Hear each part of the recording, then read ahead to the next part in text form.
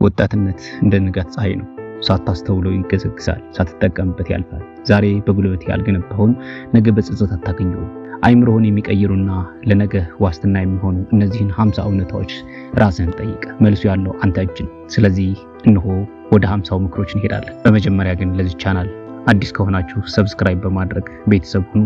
በእርግጠኝነት ታተርፋላችሁ። ወደ ጉዳያችን እንገባለን። ዓለም መተኪያ የሌለው ሰው አድርጋ እንድታይ በውስጥ ያለውን ልዩ ቀለም አውጥተሃል ወይ? የሰው ልጅ ልዩ የሚሆነው ሌሎች በመምሰሉ ሳይሆን ማንም ሊተካው የማይችለው የራሱን ተፈጥሯዊ ሴት ሲገልጥ ነው። ይህ ካልሆነ ግን አንተም እንደ አንዱ ተራ ተላላኪ ትሆናለህ። አይምሮህ ሊያዝህ ወይስ አንተ ልታዘው ነው የተፈጠርከው? አይምሮህ እርግጥ ምርጥ አገልጋይም ቢሆንም ክፉ ጌታ ነው። ሐሳቦችን መቆጣጠር ከቻልክ ራስህን መምራት ትችላለህ።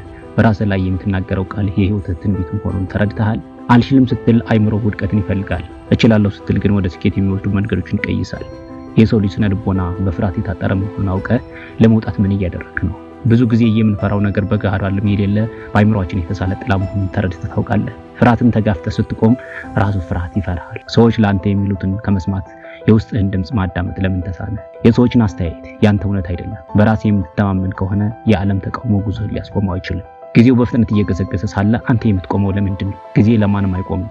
አንተ ራስህን ካላሻሻልክ የዛሬ እውቀትህ የነገ እንቅፋት መሆኑ አይቀሬ ነው። በታሪክ መጽሐፍ ላይ አዲስ ምዕራፍ መጽሐፍ አዲስ ታሪክ መጽሐፍ እንደምትችል እያወቅህ ለምን ትናንት ላይ ትኖራለህ? ያለፈ ስህተት መማሪያ እንጂ መኖሪያ መሆን የለበትም። ዛሬ ላይ ቆመህ ትናንትን መውቀስ የዛሬን እድል ለሽንፈት አሳልፎ መስጠት መሆኑን ተረድተህ ታውቃለህ? ዛሬን በአግባቡ ካልኖርክ ነገ ስትመጣ የት ነበርክ ስትል ለምን ትመልሳለህ? ነገ መሰረት ናት። ዛሬን በስራና በዝግጅት ያልተጠቀመ ሰው ነገን የመመኘት የሞራል ብቃት አይኖርም። ጊዜን አትግደል። ጊዜ አንተን እየገደለ መሆኑን ሳላስተዋልክም።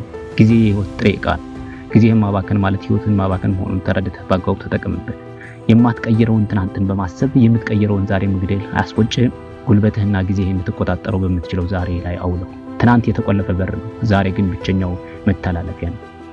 ከራስ ላይ ኢንቨስት የምታደርገው አስተማማኝ ንግድ የለም። ስለዚህ ራስ ላይ ኢንቨስት አድርግ። ንብረትና ገንዘብ ሊጠፋ ይችላል። በራስ የአእምሮና ክህሎት ላይ የምትገነባው ማንነት ግን ማንም የማይዘርፍ ትልቅ ሀብት መሆኑን ተረዳ። መማር ያቆመ ሰው መኖሩ ጥቅሙ ምንድን ነው? መማር የአእምሮ ምግብ ነው። አዲስ ነገር መቅሰም ያቆመ ሰው በቁሙ እንደሞተ ይቆጠራል። ምክንያቱም አዲስ እሴት የለውምና። የዛሬ ማንነትና የትናንቱ ምርጥ እኔነትን በልጦ ተገኝቷል። ትልቁ ፉክክር ከራስህ ጋር መሆን አለበት እንጂ ከሰዎች ጋር መሆን የለበትም።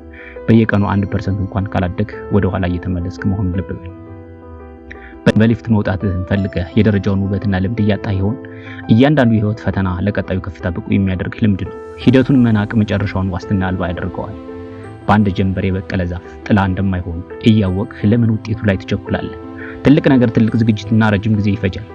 የጥራት ውጤቱ በትዕግስት እንጂ በአቋራጭ አይመጣም። ስራን ለነገ ማስተላለፍ ከነገ ማንነት ላይ ስኬትን መበደር መሆኑን ተረድተሃል? ነገ ሰራዋለሁ ስትል የዛሬን ኃላፊነት ለነገ ማንነት በወለድ እያሸከምከው ነው። ዛሬ ያልተሰራ ነገ የእጥፍ ድካም ምክንያት መሆኑን ተረድተህ ታውቃለህ? ወጣትነትህን እንደተሳለ ሰይፍ በሁሉም አቅጣጫ እየተጠቀምክበት ይሆን? ወጣትነት ጉልበትን፣ አይምሮ አንድ ጊዜ በአንድ ላይ የሚገኙት ብቸኛው ወቅት ነው። በዚህ ወቅት ታዲያ ያልተሳለ ሰው እድሜው ሲገፋ ዝገት ይበለዋል። ጠንክሮ መስራት አንድ ቀን የግድ እንደሚከፍል ጥርጥር አለ ወይ? ላብ በከንቱ አይፈስም። በዝምታ የምትሰራው ስራ ውጤቱ ነገ በአደባባይ ይጮሃል። ጽናት ካለህ ስኬት መምጣቱ አይቀሬ ነው። ፈጣን መሆን ብቻውን ምን ያደርጋል? አቅጣጫን ካላወቅ ፍጥነት ያላግባብ መባከን ነው። የት መድረስ እንደምትፈልግ ካላወቅ በፈጣን መኪና የተሳሳተ መንገድ ላይ እየተጓዝክ መሆኑን እወቅ። ትልቅ ለመሆን መጀመሪያ ታናሽ መሆን መታዘዝን ተለማምደሃል። መሪ ከመሆን በፊት ተከታይ፣ አስተማሪ ከመሆን በፊት ተማሪ መሆን አለብህ። ትህትና የትልቅነት መሰረት ነውና። ለነገህ ብለህ ዛሬ ከገቢህ በታች መኖር ከብዶሃል? የዛሬ ቅንጦት የነገ እስር ቤት እንዳይሆን ተጠንቀቅ። ዛሬ የምትቆጥባት ሳንቲም ነገ ነፃነትን የምትገነባባት ካፒታል መሆኑን ልብ በል። ገንዘብ እያገለገለህ ነው ወይስ እያዘዘህ ነው? ገንዘብን ካላዘዝከው ይገዛል። የገንዘብ ባሪያ መሆን ማለት ደግሞ ለፍላጎቱ ብቻ መኖርና የነገን ራዕይ መሸጥ ማለት ነው። ለጊዜያዊ ደስታ የምታወጣው ገንዘብ ነገ ለችግር ዋጋ እንደሚሆን ታውቃለህ? የዛሬ ላላስፈላጊ ፍላጎት መግታት ነገ ለሚመጣው ትልቅ ዕድል ራስ ማዘጋጀት መሆኑንስ? ሀብታም ለመምሰል ስትጥር ሀብታም የመሆንን እድል እያጣ መሆኑን ተረድተህ ታውቃለህ? ውጫዊ እይታ ላይ ትኩረት ማድረግ ውስጣዊ ድህነትን ያመጣል። እውነተኛ ሀብት የሚገነባው ደግሞ በማይታይ ጥረት እንጂ በታይታ አይደለም። ቁጠባ የነጻነት የመጀመሪያው ጦር መሆኑን ለምን ዘነጋ? ሳንቲም ሲጠራቀም ብር ይሆናል። ብር ሲጠራቀም ደግሞ ምርጫ ይሰጣል። ምርጫ ደግሞ የነጻነት ቁንጮ ነው። አብረህ የምትውላባቸው ሰዎች የነገ መዳረሻህን እያበላሹት ይሆን? ልብ ብለህ ታውቃለህ? ጓደኞችህ አንተ ልትሆን የምትችለውን ሰው ይወስናሉ። አይምሮህን የማይገባ ጓደኛ ህልምህን የሚሰብር ሰይፍ ነው። 5ቱ የቅርብ ጓደኞች እነማን ናቸው? 6ኛው አንተ ነህና። የሰዎች ስብዕና ተላላፊ ነው። ስኬታማና ብልህ ሰዎች ጋር መዋል አንተን ሳታውቁ ወደ ስኬት ጎዳና ይገፋሃል። እምነትን ለጥቂቶች ብቻ መስጠት ለምን ከበደ? ሁሉም ሰው መውደድ መልካም ቢሆንም የውስጥ ሚስጥርህን ግን ጥልቅ ግንዛቤ ላላቸው ብቻ ማካፈል ከአደጋ ይጠብቃል። ከመጥፎ ጓደኛ ጋር ከምትሆን ብቸኝነት ክብር እንደሆነ ለምን አልተረዳም? ብቸኝነት እኮ ራስን ለማግኘት ይረዳሃል። መጥፎ ጓደኛ ግን ራስን እንድትጠላና ማንነት እንድታጣ ያደርጋል። ለሰዎች ብርሃን ስትሆን ያኔ የጨለመው ለአንተ እንደሚበራ አምነህ ታውቃለህ። ደግነት ለሌሎች የምታደርገው ሳይሆን ለራስ የምታተርፈው ሰላም ነው። ሌሎችን ስትረዳ አንተን ትረዳለህ። እድል ደጃፍን ስትቆረቁር በቂ ዝግጅት አድርገህ ታውቃለህ? እድል ለሁሉም ትመጣለች። ልዩነቱ ግን የተዘጋጀ ሰው ይጠቀምባታል፣ ያልተዘጋጀ ሰው ደግሞ እድል የለኝም ብሎ ያልፋታል። እድል ካልመጣች አንተ ራስህ ለምን በር አትሰራም? መጠበቅ የደካሞች ስራ ነው። እድልን መፍጠር ደግሞ የቆራጦች ስራ ነው። በምክንያት ከመቆዘም ይልቅ መንገድ መጥረግ ይሻላል። ለሽንፈትህ የምታቀርባቸው ሰበቦች እስከ መቼ ያድኑሃል? ሰበብ ለራስህ የምትነግረው ውሸት ነው። እውነታውን ተጋፍጠህ ስህተትን ካላረም ስኬት የህልም እንጀራ ሆኖ ነው የምትቀረው። ከፈጣሪ የተለየች ህይወት መጨረሻው የት እንደሆነ አስበህበት ታውቃለህ? የሰው ልጅ ስጋዊ ፍላጎቱ ቢሟላ ያለ መንፈሳዊ መረጋጋት ባዶ ነው። ፈጣሪን ማስቀደም ለህይወት ትርጉምና ዘላቂ ሰላምን ይሰጣል። በዚህ ዓለም ከንቱ በሆኑ ነገሮች ላይ ጊዜህን ማጥፋት የምታቆምበት ጊዜ መቼ ነው? የሰዎች ወሬ፣ የማይጠቅም ዝናና ጊዜያዊ ደስታን ማሳደድ መጨረሻው ጸጸት መሆኑን ተረድተህ ታውቃለህ? ታዋቂ ሴት ባላቸው ነገሮች ላይ አተኩር።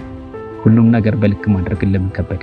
ከመጠን ያለፈ ትጋት ለውጥረት፣ ከመጠን ያለፈ እረፍት ደግሞ ለድህነት እንደሚዳርግስ ታውቃለህ? ህይወት ውበት የሚኖራት በመመጣጠን ውስጥ ሲሆን ብቻ ነው። ባዶ ጭንቅላት ይዘህ በሰው መሃል ከመታየት ባዶ ኪስ ይዘህ መጽሐፍ ማንበብ አይሻልም? ውጫዊ ገጽታ ሰው ሊያታልል ይችላል፣ እውቀትህ ግን ህይወትን ይቀይራል። እውቀት የሌለው ሰው እድሜ ልኩን የሰው ተከታይ ሆኖ ይቀራል። በማትቀይረው ነገር ላይ ጊዜህን ማጥፋት ለምን አላቆምክም? አንዳንድ ነገሮች ካንተ ቁጥጥር ውጭ ናቸው። በእነርሱ ላይ መጨነቅ ጉልበትህን ለከንቱ ማባከንና ዋናውን ግብ መዘንጋት ነው። በጊዜ መንቃትና ህይወትን መተንበይ ለምን አቃተህ? ማልዶ የነቃና ነገሮችን አስቀድሞ የተረዳ ሰው አደጋን ይቀንሳል፣ ስኬትን ይፈጥራል። ነገን ዛሬ በትጋት መተንበይ ይቻላል። ከፈጣሪ በታች ጥረትን የውጤት መወሰኛው መሆኑን ታምናለህ? ጸሎት ብቻ ስራ አይሆንም። ስራ ብቻውን በረከት አይሆንም። አንተ የምትችለውን በሙሉ ጥረትህ አድርግ፣ ቀሪውን ለፈጣሪ ስጥ። ሰው በላዩ ላይ የምታየው ሳይሆን በውስጡ የያዘውን መሆኑን መቼ ተረዳለህ? ውጫዊ ጌጥ በአይን የሚታይ ለሚያይ ሰው ነው። ውስጣዊ ማንነት ግን ለዘላለም አብሮ የሚኖር እውነተኛ ማንነቱን ውስጥ ተረድተህ ታውቃለህ? ጊዜህን የምትሰጠው ነገር ህይወትህን እየሰጠው መሆኑንስ ታውቃለህ? የምታነበው የምታየውና የምትሰማው ነገር ማንነትን ይቀርጻል። የማይገባህን ነገር በማራቅ አይምሮህን ጠብቅ። የአይምሮህን አሰራር አውቀህ ለስኬት ልትጠቀምበት ዝግጁ ነው። አይምሮህ በልምምድ የሚቀረጽ ብቻ ነው። አዎንታዊ ሐሳቦችን በማዝነብ ብቻ አዲስና ስኬታማ ህይወት መገንባት ይቻላል። የማትቀይረውን የአየር ጸባይ ከመውቀስ የራስህን ጃንጥላ መያዝ አይሻልህም? በአካባቢ ያሉ ችግሮችን ማማረር መፍትሄ አይሆን። መፍትሄው አንተ ራስህ በችግሩ ውስጥ ሆነ ልትሰራው የምትችለውን ስራ መሞከር ነው። ለውጥ ካንተ እንደሚጀምር እያወቅ ለምን ሌሎችን ትጠብቃለህ? ዓለም እንድትቀየር ከፈለክ መጀመሪያ አንተ ተቀየር። ያንተ ለውጥ በዙሪያ ላሉ ሰዎች እንደ ብርሃን ያገለግላል። በህይወትህ ላይ አሽከርካሪ መሆንን ትተህ ተሳፋሪ የሆንከው እስከ መቼ ነው? መሪነቱ ለሌላ ሰው አትስጥ። የህይወትን አቅጣጫ አንተ ካልወሰድክ የሌላ ሰው ፍላጎት መዳረሻ ይሆናል። ከውድቀት ትምህርት ወስደህ ለቀጣዩ ዝላይ ተዘጋጅተሃል። ውድቀት ትልቅ አስተማሪ ነው። የወደቅበት ቦታ ላይ መቅረት ሳይሆን ለምን እንደወደቅ አውቀህ መነሳት ነው ስኬት ማለት። የመጨረሻው ድል ያንተ የሚሆነው ተስፋ መቁረጥን ተስፋ ሲያስቆርጠው ብቻ መሆኑን ታውቃለህ? ማሸነፍ ማለት እስከ መጨረሻው መጽናት ነው። ችግር ቢበዛም አንተ ካላቆምክ ድሉ ያንተ መሆን አይቀሬ መሆኑን መገንዘብ አለብህ። ዛሬ ማታ ስተኛ የዛሬው ቀን በአግባቡ ተጠቅሜያለሁ ብለህ በልብ ሙሉነት መናገር ትችላለህ ወይ? እያንዳንዱ ቀን የአንድ ትንሽ ህይወት ያህል ዋጋ አለው። ቀኑን በትርጉም ካሳለፍክ ህይወትህን በትርጉም እየኖርክ ነው። የማትቀይረው ነገር ላይ ጊዜህን ማጥፋት አቁም። እድልን እስከ ጥግ መጠቀም ጀምረሃል። ህይወትህ ያለው በምትቆጣጠረው ነገር ላይ ነው። ጉልበትህ በሚቀይሩ ተግባራት ላይ ከዋልክ ዓለም ባንተ ፍላጎት ስር ትወድቃለች። በመጨረሻ ውድቀት መሬት ላይ መውደቅ ሳይሆን በወደቅበት ቦታ ላይ ተኝተህ መቅረት ነው። ዛሬ ያነበብካቸው እውነታዎች በአይምሮ ውስጥ የመለወጥ ፍላጎት ብቻ ሳይሆን የተግባር እሳትን እንዲያነዱ ፍቀድላቸው። ዓለም ታሪክህን ለመስማት አትቸኩልም። ታሪክን ለመጻፍ ግን ዛሬውኑ በራስህ ላይ ኢንቨስት ማድረግ ጀምር። አስታውስ፣ የነገው ማንነትህ ዛሬ በምታደርገው ጥረት ላይ የተመሰረተ ነው። ተነስ፣ ተራመድ እና የማይተካ ሰው ሁኑ። እስከ መጨረሻው ድረስ አብራችሁን ስለቆያችሁ አመሰግናለሁ። በድጋሚ ለዚህ ጠቃሚ ቻናል ቤተሰብ ካልሆናችሁ ሰብስክራይብ በማድረግ ቤተሰብ ሁኑ። በሌላ ጠቃሚ ቪዲዮ እስክንገናኝ